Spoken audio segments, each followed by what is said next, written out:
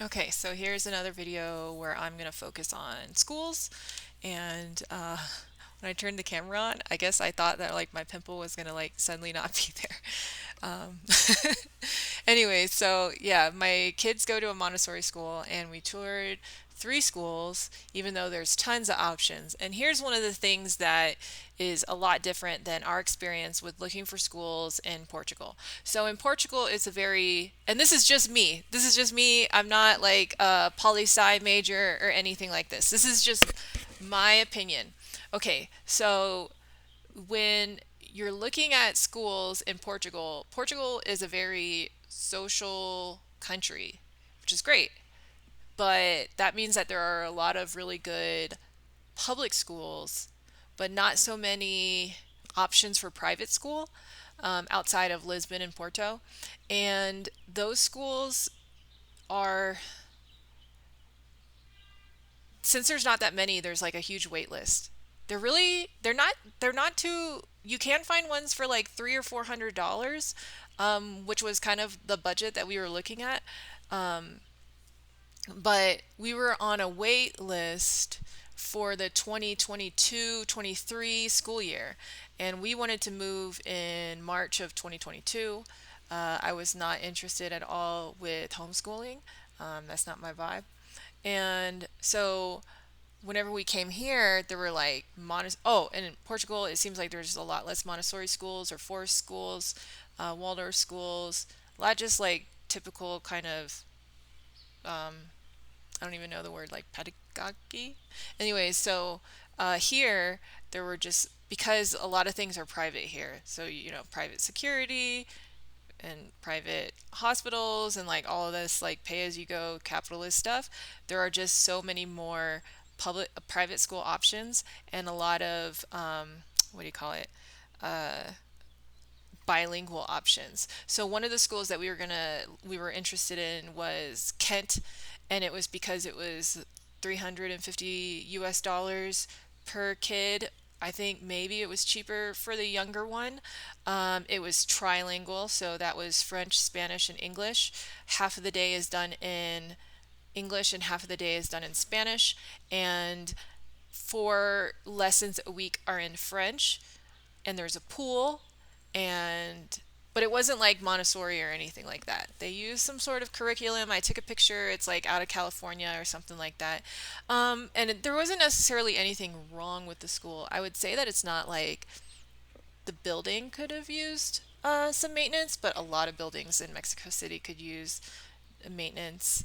Um, like just not It's just not to like our standards of what you would think, like everything's like new marble, drywall, like all that stuff. You won't find that here. It's like plaster and like old antique tiles and everything, and it's really charming. But anyways, so that school, and we're in the city, so it's like tighter spaces.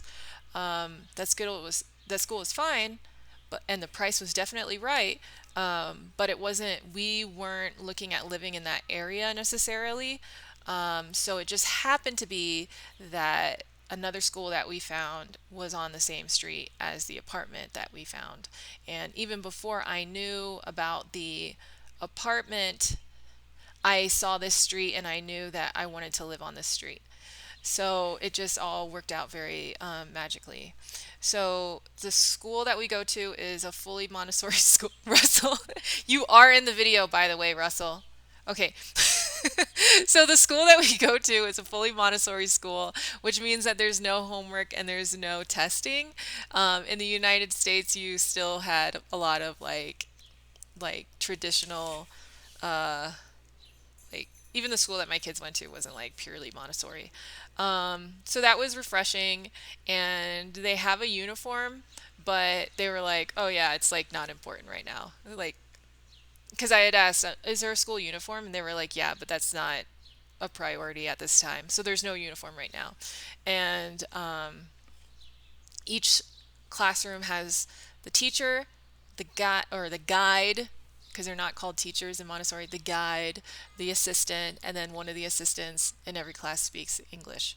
They also have an English language teacher, but all the kids also speaks English, and or at least the high majority of them speak English. And then they're all the lessons are in Spanish, but then there's the helper. So my daughter, who's 10, isn't being forced to learn Spanish right now. She is doing better than me, though. We were somewhere, I was trying to get some mangoes, and I was trying to think of the words for like, how much does this cost? And I completely froze. And so I didn't even order. Because I didn't want to order something that was really expensive. And I kind of wanted to know the cost before I said what I wanted. But my daughter was just like, uno mango, por favor, And then, it was just really, really cute, and I was proud. Um, and yeah, so my daughter, my youngest one, who's 2, she goes to a school for 2 and 3-year-olds, and that one is only in Spanish, and it's nothing but like all these tiny grandmas. It's like that's what you want. Like whenever you think about like, oh, what kind of caretaker do I want for my children or whatever, like kind of the fantasy is that there's going to be all these like very sweet grandmothers that are like taking care because they enjoy raising children, like in a daycare or a babysitter or all those things. But like that's never the reality. It's always like you're going to get some like 16-year-old kid who's going to be TikToking the whole time, which is what my experience was. Not that I don't, I mean, my daughter's in a lot of TikToks, I know, but yeah, so it's nothing but like these very cute women that wear aprons, and they're just so sweet. And they're potty training the kids, and they have like a child psychologist there who's helping my daughter with like her constipation issues, which are psychological. Um, and they're just like super sweet. And they do yogas on Wednesdays, and they teach them how to, just like typical Montessori stuff. They teach them how to coexist in the house and like be like a contributing member of the family. And they teach them how to dress a lot, like whenever they get water on themselves, because they're constantly like washing up and stuff. So they change clothes a lot. So that's one thing that's like, oh, we need to buy more clothes, and we need to get loose clothes. So we've just been getting my daughter like size 4, size 6 stuff, and just cutting off the bottoms and sewing up the bottoms because my daughter is like really thick. And so like 2-year-old stuff and 3-year-old stuff does not fit her curves. And yeah, so they asked us to bring like the loosest clothes, and they just keep like if she just gets water on them, like I'm not gonna wash it again. Like we'll just put it back in the bag after we dry it outside.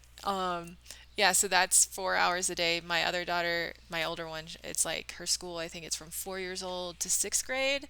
And then after that, there's no like Montessori feeder school from what I gather, asking like one parent. So this is like one person's perspective.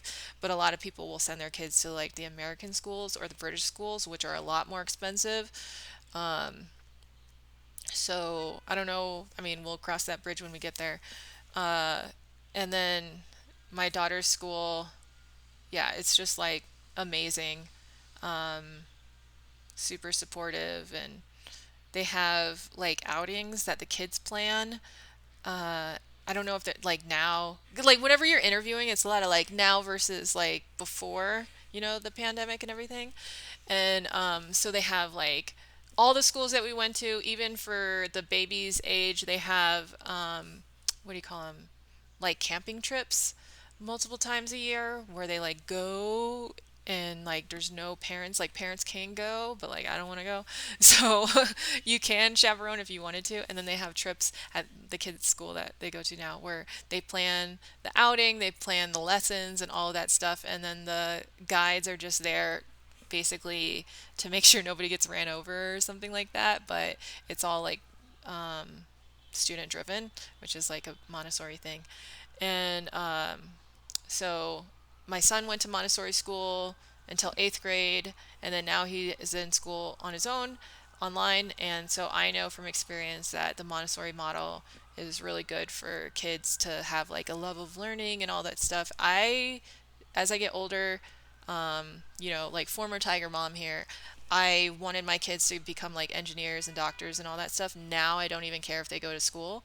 I more want them to just find good hobbies and maybe become like entrepreneurs or something like that. So I know that my son is going to be successful in whatever he decides to do because of the Montessori upbringing that he had. So I don't care. Like, one of the things they were concerned or they wanted to address during my interviews was, what is the success of their students into going to like good high schools to get into good colleges. And I just like let them know, like, I'm not even here to entertain that conversation because I know it's not a worry, but I also don't care because it's not like going to university isn't a value of mine anymore. But for a lot of people, it probably is. But everything's okay. You don't have to worry about sending your kids to school here. So it cost us under $900. No, about $900 for the two kids. And I used TransferWise. There was the registration fee. That was probably about like $1,000 for my older kid, and then less than $1,000 for my younger kid. This school, I didn't ask if there was a sibling discount. I probably still should. Other schools, though, they did have sibling discounts. And I also, like, although I paid the full registration fee, I got credited back like half of it because I'm coming in the middle of the school year. So, yes, there will be a fee for like at registration, and then, but it's like $500, and it's like that's inexpensive compared to what you're getting in the United States. So, as I said before in a different video, before my kids went to public school, or my daughter went to public school for 3 years, which she excelled at, but I don't think it was challenging, which we had lots of conversations about how the teacher is telling me that she's not being challenged, which I'm like, isn't that your job? And then also, I was a substitute teacher for a little bit just to see the experience. And every time that I subbed in an elementary school, I would just want to take my kids out of school. And these are the same schools that I went to school in when I was in elementary school. And I was successful, like I graduated. I was in Talented and Gifted in Texas, and I graduated in the top 10 of my class. Not top 10%, top 10 people in my high school in North Carolina. And then I graduated summa cum laude, and I have my master's degree and all that stuff. But I just didn't feel like my kids' private or school system where they were at in Texas would turn out the same sort of students that I was when I was there. So I'm very happy to get them out of that. I, yeah. Sorry, I'm getting like, I'm just like daydreaming now about how much I hate the school system in the United States sometimes, but I'm not interested in hearing you guys tell me that I'm wrong in the comments. Like, I just don't care. I'll just delete it. So that's my experience with the kids' school. The tuitions aren't posted online. Same with Portugal. So in the United States, for the most part, if you're looking at a private school, you can find out how much it costs on their website. Here, most of the time, you can't. Same with Portugal. So some people will, like in the Portuguese moms groups, they were collecting all this data into Excel spreadsheets. That was super helpful. I still have those spreadsheets. And then for the schools here, you have to just reach out to them, and most of them will talk to you on WhatsApp or they'll email you. And the people, although it could be like a bilingual school, the people who work in the admin offices don't necessarily speak Spanish. I mean, speak English. So email for me was easier so that I could just translate it. Because if they answer the phone and then we're both lost. So I would usually like call, and if they answered, then I'd be like, hey, can I talk to you on WhatsApp so that I could translate? So I did get like some cost sheets for the schools once I visited, and the schools, some of the moms groups, they were like, oh, well, if you want a good school, it's going to be like, you're going to have to, about $500 US is like the median price. And originally I didn't want $500. I wanted more like 300 because that was my Portuguese budget. But like I said, the school that my daughter was going to go to that was 350 was further away from where I wanted to live, although I could walk in 20 minutes, ride a bike in 10 minutes, or take an Uber for like $2. All of those things would add up, and I don't want to do it because where my kids went to school before, it was half a mile from my house, and then so my daughter was able to just to walk to school on her own and walk home, and I didn't have to do anything. Like honestly, I could just be asleep and she would feed herself, get dressed, walk to school. This is like from first grade to fourth grade. Um, and so I wanted something like equally as convenient. And so yeah, this place, like the fact that it's more, it all kind of evens out. Like the value ends up evening out to me. Um, and it's considered like one of the better schools, but there's so many options where I live for Montessori schools. Like there's plenty. There's like one across the street from, like I can see it from my apartment, and that one also had like really good, comments on the moms groups, but I didn't set up an interview or anything like that, and I just didn't even check it out. So I don't even know. I'm sure it's great. But if this one is I already set it up and everything, it's like it's not broke, don't fix it sort of thing.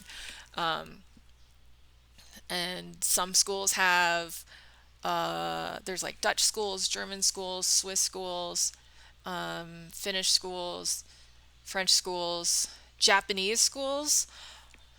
What else? They have transportation available at some schools. The school that my kids go to doesn't have transportation, and they don't have after school care. A lot of the other schools had those things, and they cost extra, but it wasn't a lot. Not like a lot like you would think in the US. It was like probably a couple $100 a month. Um, so now, basically I just have to be more available to my kids, but I don't have a job, so it's not too bad. A lot of kids get picked up by their nannies, um, like dropped off by the parents and then picked up by the nannies. So one of the things that I really like about my daughter's school, it's not like that I really like it, I just thought it was really cute, was that they get dropped off in their stroller, which my kids don't have strollers yet, but like urban living is kind of more conducive to using a stroller. So they get dropped off in their stroller by their parent, and then they store the stroller there. And then whenever they pick up, they just all line up the strollers, and then the nanny or the other parent comes and just stands behind the stroller, and then they bring out all the kids like in a line, so the strollers are all going, like the kids exit and then the strollers, you know are all coming through. Or the bikes. Some people, do the whole bike commuting thing, which I want to do. I don't have a bike yet. Part of the reason why I wanted to live in this city was because it's super flat and it's super bike friendly, um, which is something that like I wanted more of in my life. Because in the United States, it's not bike friendly at all in most of the United States, and I'm not really here to argue about that either. So that's kind of where I'm at with my kids' school. Um, they typically in the Montessori they have like family style meals, but because of the pandemic we have to send them to school with food. Since we've been living out of Airbnbs with like kitchens that are like hit or miss on their usefulness, which most Airbnbs here are a piece of shit. I don't understand why. They're just like all garbage. But so we get a lot of like street food and stuff like that, and then my daughter just takes like leftovers. And then on her way home, she can get like there's a churro guy who parks right outside the school, so she'll get churros for like like three churros for $1, or she can get a really good fresh popsicle or gelato for $2 or $1.50. And then there's also like a boba place on the way home, so she can go get boba for like $2 or $3. And yeah, there's just like so many options for like kids to like have snacks and stuff. And they eat later here too, like 7 or 8. We usually eat at like 5 or 6. I don't plan on changing that because my kids are going to be in bed by 8 too. But yeah, so my daughter really likes the autonomy that she has here with like getting her own snacks. Um, but yeah, so right now we have to make lunches. But that's what I did at the other Montessori school in St. Louis too. So that's not, it's inconvenient, but it's not that inconvenient. Um, And I make my 10-year-old make her own lunch and wash her own lunchbox, so I'm not really doing anything at all. Oh, and then like if you want cut fruit from like a street stand, you can get like a mix of cut fruit.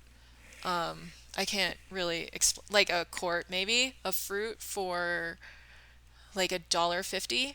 And so that's just more convenient even than just going to the market because it's all cut up for you. You can get like cut mangoes for maybe $1.50 or $2.